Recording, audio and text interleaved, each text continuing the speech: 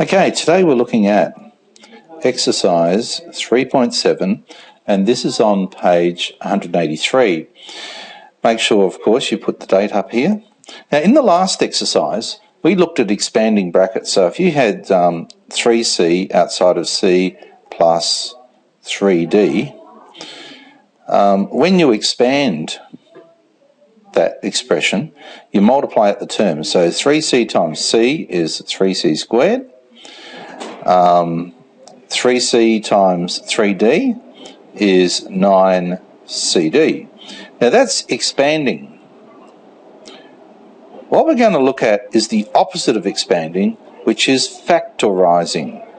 Alright, it's like the opposite of expanding. Now, to start off with, I want to talk about highest common factors of algebraic terms. So if we've got a couple of algebraic terms, say you've got 10x and 15. And you want to find out the highest common factor between those. All you do is you write the first term and you just break it down into factors. So 10, what are the factors of 10? 10 is 2 times 5, okay? And they're the prime factors. And x. So 10x equals 2 times 5 times x. Do the same for 15. 15 equals 3 times 5. Okay? So there's the factors of 10x, and here's the factors of 15. Now the common factors are 5. The only things that are common are 5. So the highest common factor of 10x and 15 is 5. Right, let's do another one. Say you wanted to find out the highest common factor between 12a and 18b. What you do is you find the factors of 12a. Now the factors of 12a. Now if you can't remember how to work out factors, remember the factor tree? So you've got 12. The factors of 12 are 2 and 6. You circle it if it's a prime factor. 6 is 2 times 3. Okay, so the factors of the 12 are 2 times 2 times 3 and a. Okay. Now 18b. 18b. Let's get the factors of 18. 2 times 9. Whoops, don't circle it because 9's not a prime factor, prime number.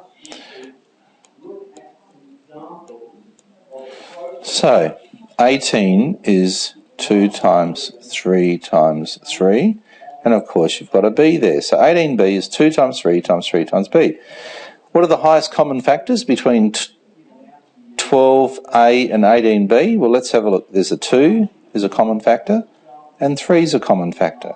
So the highest common factor between those is 2 times 3, which is 6. 6 is the highest common factor between 12 and 18. Let's do another one. Say you've got 6c squared d and 8cd squared. You want to find the highest common factors between those. So you just write the terms down, 6c squared d. Right, as breaking that down into factors, 6 is 2 times 3. C squared is c times c. And we've got d. 8cd squared. 8 is 2 times 2 times 2. If you use a factor tree, you got 2 times 4. 4 is 2 times 2. Okay. Oh, whoops. And so 8 is 2 times 2 times 2. You've got times c. Now d squared is d times d. So let's find the common factors between these two. That's a common factor. 2 is a common factor. And c is a common factor. And d is a common factor. So the highest common factor are those things multiplied together, which is going to be 2cd. Okay, so 2cd are common factors. I want you to have a go at number 1. And once you've done number 1, I want you to continue watching the video. Now we're going to have a look at factorising, which is the factorising an expression. So have a look here. Here's an expression, 3y plus 3, and we're going to factorise it. So first thing you do is you write each of the terms as a product of its factors. So 3y is 3 times y. Okay? 3 is simply just 3 times 1. 3 times 1 is 3. Now, what you do is you circle the common factors between these two numbers. So 3 is a common factor, so we circle it. Then all you do is you write the highest common factors that we've circled out the front of some brackets. So 3 is a common factor here. We put it out the front of brackets. Okay, and it's actually 3 times everything in the bracket.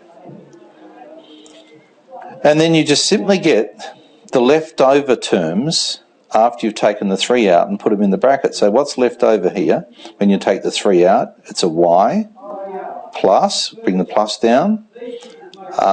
What's left over here? 1. Now you don't actually have to show that multiplication in there. So it's just 3 outside of the brackets, y plus 1. Now, if this factorisation is correct, so this is the answer, right? We've factorised 3y plus 3. If this factorisation is correct, when you expand it out, you should get the answer. You should get the original number. So 3 times y is 3y. Okay, 3 times 1 is plus 3. So there you go. When you expand it out, you get the original question. That's how you can tell if your factorisation is correct. Let's look at another factorisation. Say we have 10a take 12. And what you do is you look at each of the terms, that term there and that term there, and you break it down into factors. So what's 10? 10 is 2 times 5. So that term is 2 times 5 times a. This term here is 2 times 2 times 3. If you do one of those factor trees, you get 2, 6, 2, 3. So 12 is 2 times 2 times 3. Okay, there's no letter here, so there's no letter to put on. Now, let's circle the common factors. 2 is a common factor. That's it. So you put the 2 out the front of the brackets, and you put the leftover things inside the brackets. So what do we got left over in this term when you take the 2 out? You've got 5a. So 5a goes here. You've got take. 2 times 3 is 6. So when you factorise 10a, take 12, factorise, you take out the common factor of 2, and it's 2 outside of 5a, take 6. Now, of course, if you expand it out, just to test, 2 times 5 is 10, so it's going to be 10a, take 2 times 6 is 12, which is the same as the original one. Okay? Let's do one more example of factorisation. Say you want to factorise negative 15b plus 10c. Okay? Let's factorise that. What are the factors of negative 15? They are going to be negative 3 times 5 gives you 15. And you've got a b there. What are the factors of 10c? The factors of 10c are going to be 2 times 2 times 5. Okay. Times c. Okay, what are the common factors? 5 is a common factor. Okay, so what? 5 is a common factor. So what we can do is we can go, let's have a look, get the 5 out the front. There'll be 5 outside the bracket. You've got minus 3b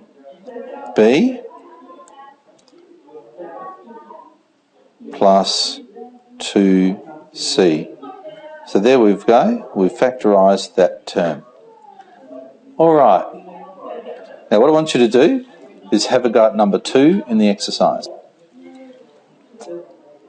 Okay, let's have a look at the sorts of questions in number 3. Now, let's have a look at 3a, and we'll do this together. What we're going to do now is factorise 3lx plus 15x. So, what are the factors of 3? Are just 3 times 1. Times, I better put a curly L there, I think, because it looks like a 1, times x plus 15. The factors of 15 are 3 times 5 times x. Now, let's have a look at the common factors. 3 is a common factor, x is a common factor. So all you do is you write the common factors together, 3x, out the front of the brackets, and then everything that's left over is put in the brackets.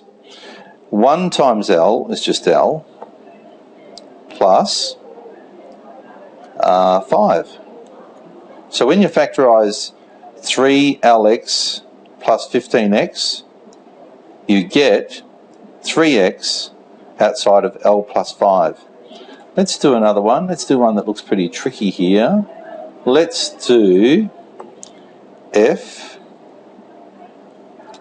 You've got 18 xy, take 40 y. Okay. 18 is 3 times 6, which is 3 times 3 times 2 times y times x times y. 40 factorised is 4 times 10, which is 4 will be 2 times 2. 10 is 2 times 5, so 2 times 5. The factors of 40 times y. Let's circle the common ones. That's interesting. Have I done that right? No, I've done that wrong. Hang on. The factors of 40 are 4 times 10. Actually, 5/8 of 40. So it could be 5 times 2 times 2 times 2. I think that's what we had before. That's it. Sorry, that was right. A bit of a mind fog there. Okay, what are the common factors between this and this over here? The 2 is a common factor, and the y is a common factor. So let's rewrite that. So you can put 2y out the front, and 3 3s are 9, x there, 5 times 2 times 2, 5 times 2 is 10, 2 times is 20, 20, so there you go, that's it factorised. Now just one thing I'll mention, sometimes you'll find in the answers they might actually put the answer as negative 2y outside of negative 9x plus 20. Now can I just say this, often I don't put the negative out in the front of the answer in the common factor term out the front of the brackets. But in Pearson textbook they often do. If you put a negative out the front, it just means the sign of everything inside the brackets is the opposite. So if you change this to negative 2 here, that becomes negative 9x and that becomes plus 20. They're actually the same answer. So don't worry too much if you find the answer in the Pearson book has put a negative out the front and the terms that you've got inside the brackets are the opposite to what they've put. It's still right. Okay, what I want you to do is work your way through the rest of the exercise.